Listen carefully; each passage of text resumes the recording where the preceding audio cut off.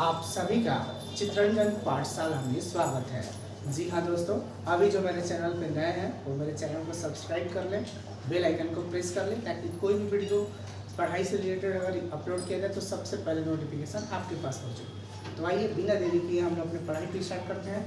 जैसे कि सबको पता है अभी इंग्लिश ग्रामर चल रहा है। इंग्लिश ग्रामर में मैंने पार्ट्स ऑफ स्पीच से स्टार्ट किया है, जिसमें से मैंने noun, pronoun, adjective, verb, adverb की पढ़ाई मैंने कंप्लीट करा दी है। आगे का आज का जो टॉपिक है वो प्रीपोजिशन है, जिसको हिंदी में कहा जाता है संबंध सूचक अव्यय। तो इसके बारे में डिटेल में हम लोग पढ़ेंगे। कॉपी पेन लेके बैठिएगा। आइए हम स्टार्ट करते हैं। ए preposition is a word which relates between a noun or a pronoun।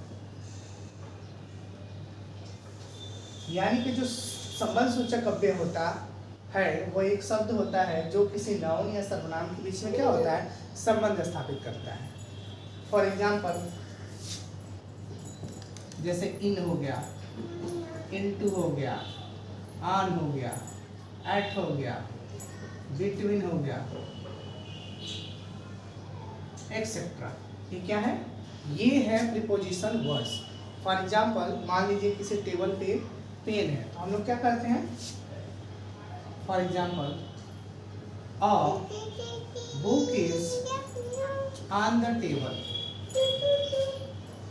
इसका मतलब होता है कि एक किताब कहाँ है, टेबल पे।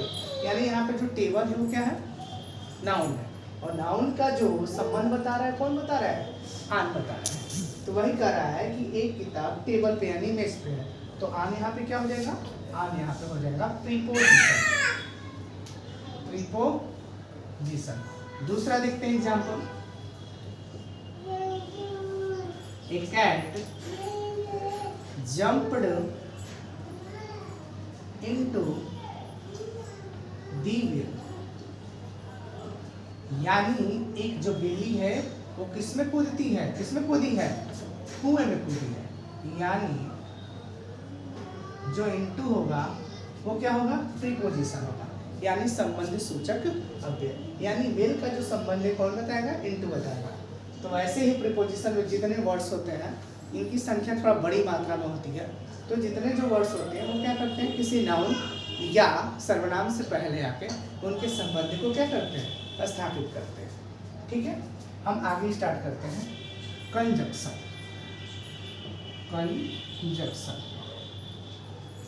इसको कहा जाता है बेटा संयोजक अव्यय। क्या कहा जाता है, संयोजक अव्यय। कंजक्शन दो प्रकार के होते हैं, कोऑर्डिनेट कंजक्शन और एक होता है सबऑर्डिनेट कंजक्शन। तो हमें यहाँ पे प्रकार नहीं पढ़ना है, केवल वहाँ पे आइडेंटिफाई करना है कि कौन सा कंजक्शन है कौन सा नहीं। इसमें क्या होता है, ये दो शब्द या दो वाक्यों को आपस में क्या करता है, जोड़ता है। ठीक है, तो इसकी पहले सबसे पहले डेफिनेशन लिखिए। A conjunction is a word which joins two words or sentences। ठीक है ना।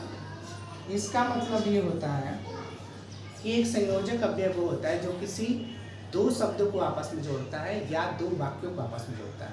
फॉर एग्जाम्पल बट हो गया, बिकॉज हो गया, ये सब क्या है, दो सेंटेंसों को या शब्दों को आपस में जोड़ते हैं। फॉर एग्जाम्पल बट, बिकॉज, ठीक है ना, etcetera.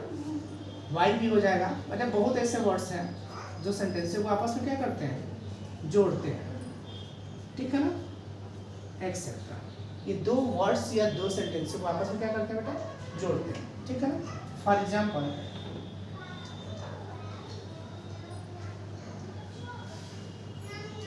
Ram is an intelligent boy because he reads, he study too much। यानी राम क्या है, पढ़ने में तेज है। क्यों? क्योंकि ये पढ़ाई को क्या करता है, अधिक करता है। ऑब्वियस सी बात है, कोई अगर ज़्यादा पढ़ेगा तो क्या होगा, पढ़ने में तेज होगा। तो भाई यहाँ पे क्या हो गया, राम इज इनएंटेलिजेंट बॉय, ये एक अलग सेंटेंस हो गया, और ही स्टडी टू मच, ये अलग है। तो दोनों जो वाक्य हैं इसको जोड़ा है, कौन जोड़ा है, बिकॉज जोड़ा है। ठीक है ना, यानी कंजक्शन वो होता है जो दो शब्दों को या दो वाक्यों को आपस में जोड़ता है, वही क्या होता है, कंजक्शन होता है। ठीक है, आगे हम लोग पढ़ेंगे इंटरजेक्शन के बारे में। उसके बाद हम अगला जो टॉपिक स्टार्ट करेंगे, जो बहुत ही इंपॉर्टेंट टॉपिक है, वो टेंस है। टेंस के बारे में हम बहुत विस्तार से बताएंगे, तो इसको ध्यान रखे रहिएगा आप लोग कि कोई भी टेंस का टॉपिक आपसे छूटा नहीं। कोई भी वीडियो अपलोड हो रहा है तो खूब इसको शेयर करिए। आइए इंटरजेक्शन पढ़ते हैं।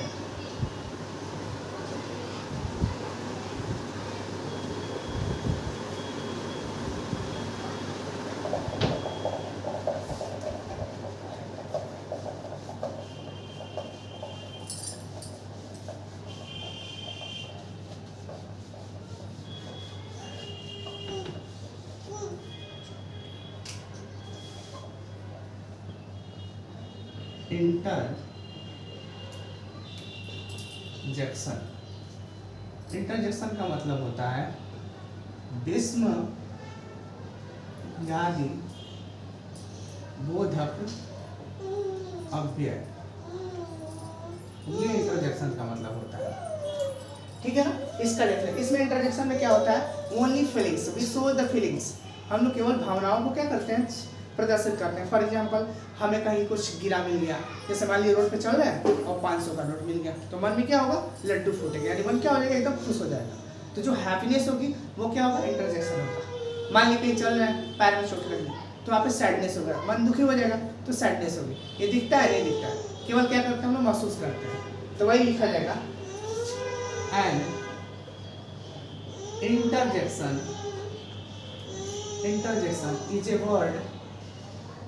is a word which shows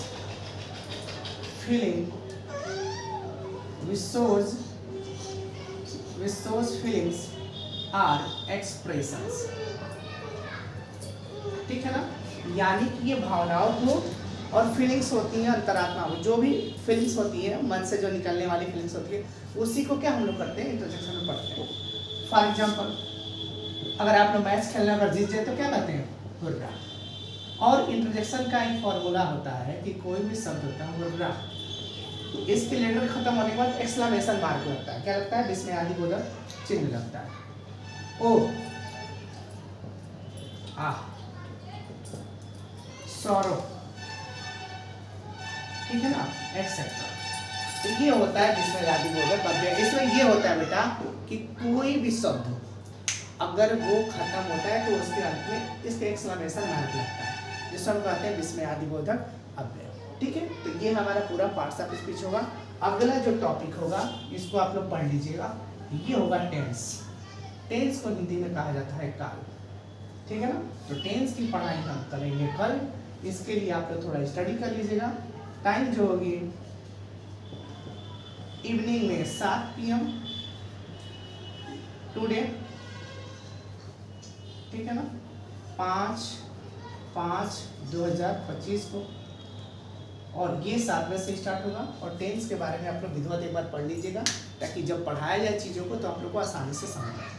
तब तक के लिए जय हिंद, जय भारत। और इस वीडियो को खूब शेयर करिए और खूब लाइक करिए। बहुत बहुत धन्यवाद।